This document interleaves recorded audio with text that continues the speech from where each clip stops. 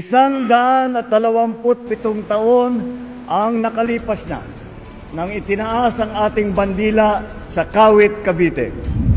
Ngunit, bago pa man dumating ang araw na iyon, maraming buhay ang naialay, pamilyang nagkawalay, at kinabukasang nasira, makamit lamang ang kasarinlan.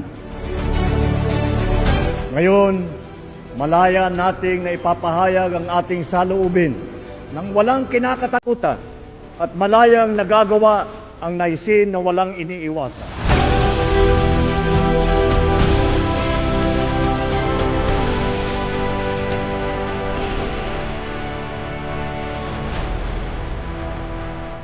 Let us honor this day not just by remembering the sacrifices of our forefathers.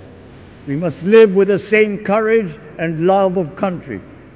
For freedom is not just something that we inherit, but a right that we must protect every single day.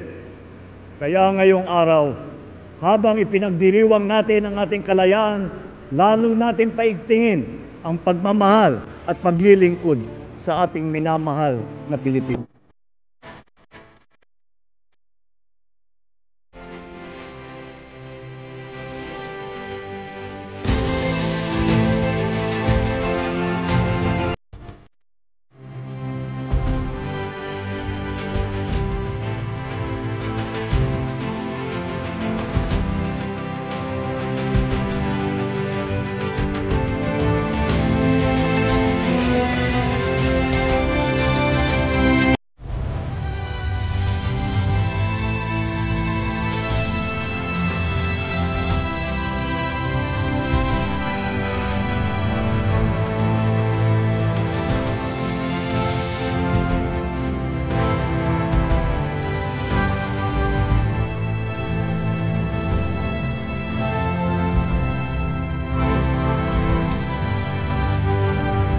Nasa ating kamay ang kapangyarihan na bumuo ng bagong Pilipinas na maaari nating ipamanang sa ating mga anak at sa kanilang mga anak.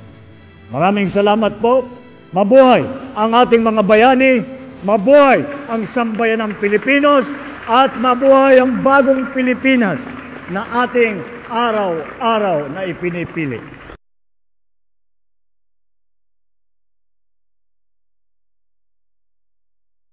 Ladies and gentlemen, good evening.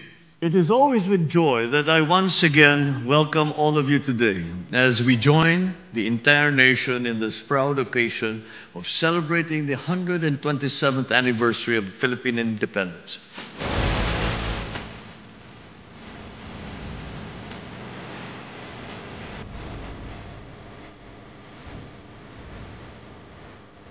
I would like to take this opportunity to thank the members of the Diplomatic Corps for continuously supporting and working with the Philippine government on its many economic initiatives and endeavors, especially in strengthening our bilateral ties in key areas of mutual interest, including people-to-people linkages as an important foundation for our strong cooperation.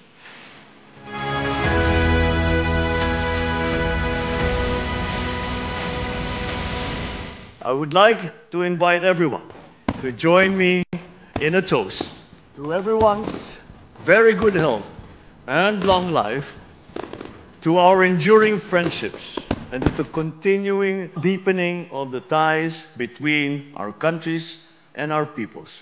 Mabuhay